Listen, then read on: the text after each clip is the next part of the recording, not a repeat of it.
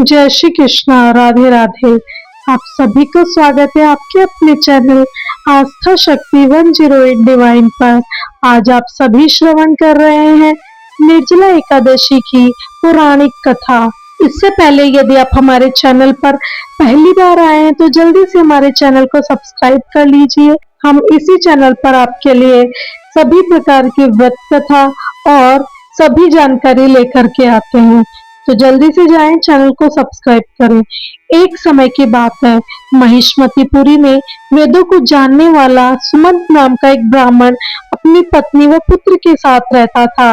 उसकी पत्नी का नाम गुणवती था और पुत्र का नाम देव शर्मा था। एक दिन ज्येष्ठ मास में वह ब्राह्मण समाधि लगाने के लिए वन में गया। कुछ समय भगवान का ध्यान कर वह ब्राह्मण वहां एक सुंदर सरोवर का जल पीकर सरोवर के नजदीक एक वृक्ष की छाया में सो गया। अब जो भी जीव जंतु सरोवर पर जल पीने के लिए आते वह उस ब्राह्मण को देखकर डर जाते और वहां से भाग जाते। ज्येष्ठ मास की गर्मी को सहन न कर पाने से और प्यास से कुछ नन्हे जीव जंतु मृत्यु को प्राप्त हो गए। सूर्यदेव के अस्त होने पर वह ब्राह्मण अपने घर को लौट गया, लेकिन जाने अनजाने में हुआ वह पाप उसके साथ ही रह गया। कुछ समय बाद ब्राह्मण अस्वस्थ हो गया और मृत्यु को प्राप्त हुआ। उसकी पत्नी अपने पुत्र और घर का त्याग कर उसके साथ सती हो गई। ज्येष्ठ माह में अज्ञात पाप के दोष से नरक की आत्माओं को भोग कर वह दोनों ब्राह्मण ब्राह्मणी पपीहे की योनि में पड़ गए और अपने पुत्र के घर के समीप एक वृक्ष पर रहने लगे। वहां रहते हुए पपीहा अपने पूर्व जन्म के कर्मों को याद कर जोर जोर से रोता। उसके पुत्र ने जब पपीहे के रोने की आवाज सुनी तो वह वहां से भगाने लगा, लेकिन वो वहां से नहीं गया और रोता रहा। थक हार कर उसके पुत्र ने उस वृक्ष को आग लगा दी, जिससे पपीहे की योनि में पड़े ब्राह्मण और ब्राह्मणी के पंख जल गए और वह घायल अवस्था में ही पृथ्वी पर गिर पड़े। उस दिन देव शर्मा को यह ज्ञात हुआ कि वह पपीहे का जोड़ा और कोई नहीं उसके माता पिता है।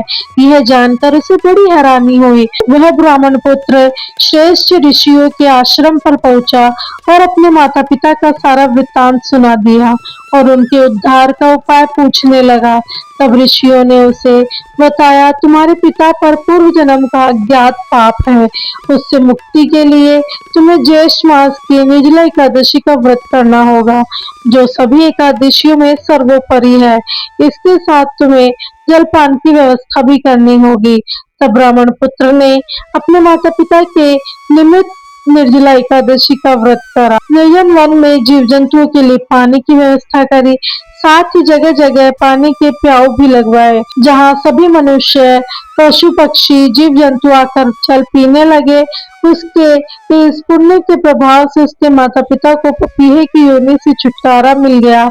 वो अपने पुत्र को सुख समृद्धि और ऐश्वर्य का आशीर्वाद देकर वैकुंठ को चले गए। इस प्रकार निर्जला एकादशी को जल दान का अति महत्व है, जो मनुष्य प्राणियों जीव जंतुओं और पक्षियों के लिए जल की व्यवस्था करता है और साथ ही निर्जला एकादशी का व्रत उपवास करता है, वह इस लोक के सुखों को भोग कर अंत में मोक्ष को प्राप्ति करता है।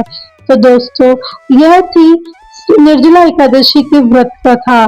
यदि आप साल में आने वाली किसी भी एकादशी का व्रत का उपवास नहीं करते, तो आपको ज्येष्ठ मास में आने वाली निर्जला एकादशी का उपवास अवश्य करना चाहिए, क्योंकि यही एक एकादशी है जिसमें आपको साल की 24 एकादशियों का फल प्राप्त होता है। तो प्रेम से बोलिए ओम नमो भगवते वासुदेवाय नमः।